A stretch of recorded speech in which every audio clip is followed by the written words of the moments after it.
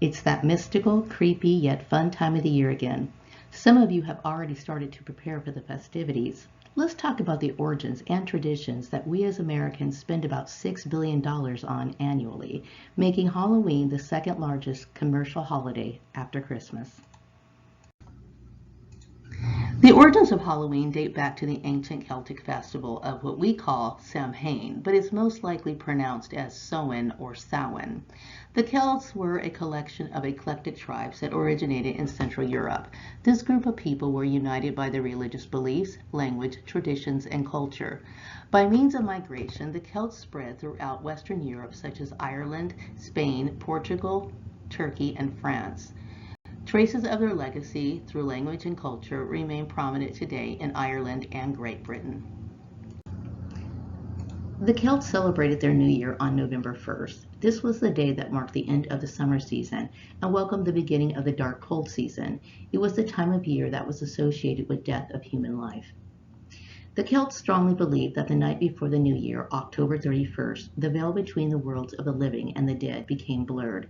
On this night, the ghost of the dead visited the earth.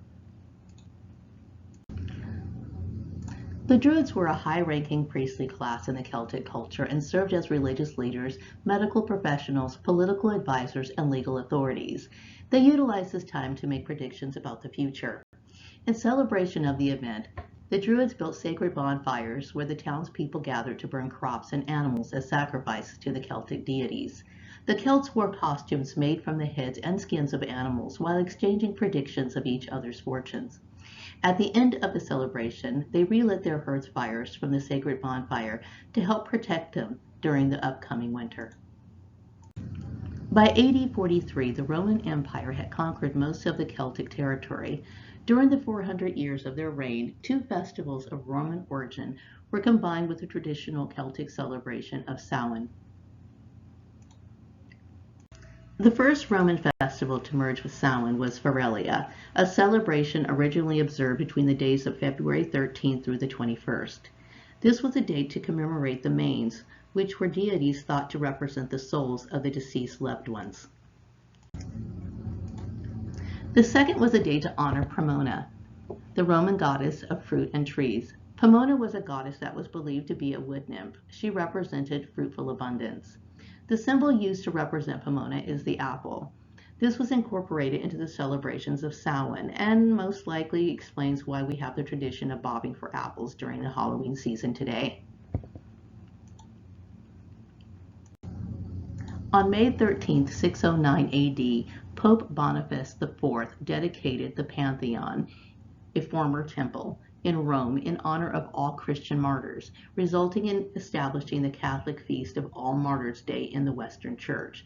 Pope Gregory III later expanded the festival to include all saints as well as all martyrs, and moved the observance from May 13th to November 1st. In the 9th century, the influence of Christianity had spread into Celtic lands, where it gradually blended with older Celtic customs and traditions. By 1000 AD, the Church officially made November 2nd, All Souls' Day, a day to honor the dead. Similar to Samhain, All Souls' Day was celebrated with parades and bonfires. Costumes of angels, saints, and devils replaced the skins and heads of animals. The All Saints' Day celebration was also called All Hallows or All Hallow Mass, and the night before it, the traditional night of Samhain in the Celtic religion, began to be called All Hallows' Eve and eventually Halloween as we know it today. Due to strict Protestant beliefs, Halloween was not appreciated in colonial New England. However, Halloween was fully embraced in the British colonies, such as the Province of Maryland, Georgia, and the colony of Virginia.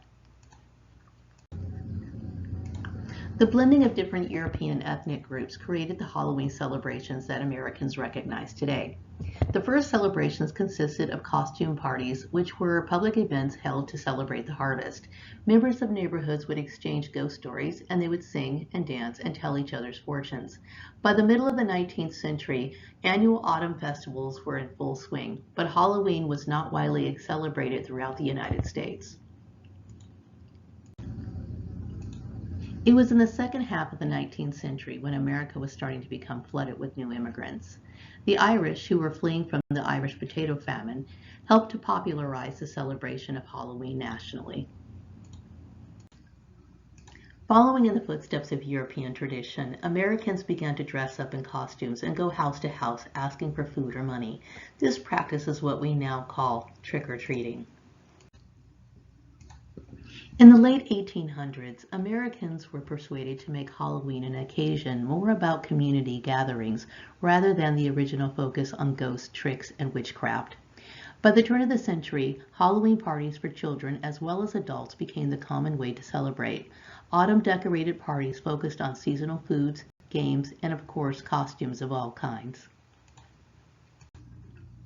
By the 1930s, Halloween had become a secular holiday that included parades and community parties to serve as entertainment. Tricks were often done by creating vandalism that caused damage to other people's property.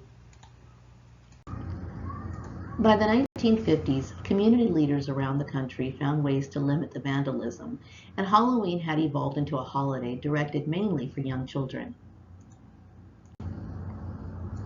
The centuries-old practice of trick-or-treating was also changed. Families who participated in Halloween provided small treats of candy and home-baked goods to those who came to their door.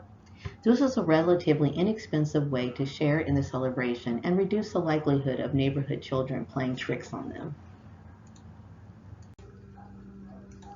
Now we can see how the American Halloween tradition of trick-or-treating dates back to Samhain and All Souls Day.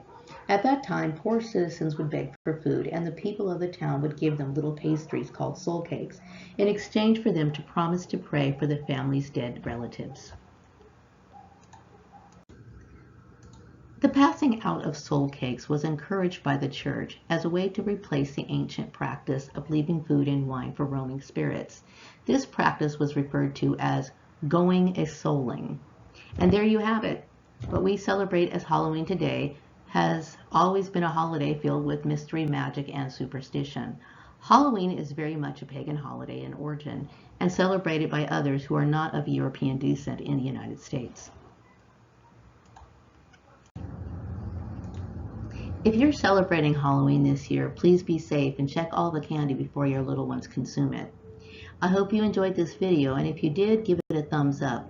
If you haven't already subscribed, please do so, and don't forget to hit that notification bell to stay up on all the fresh content. Thank you for watching.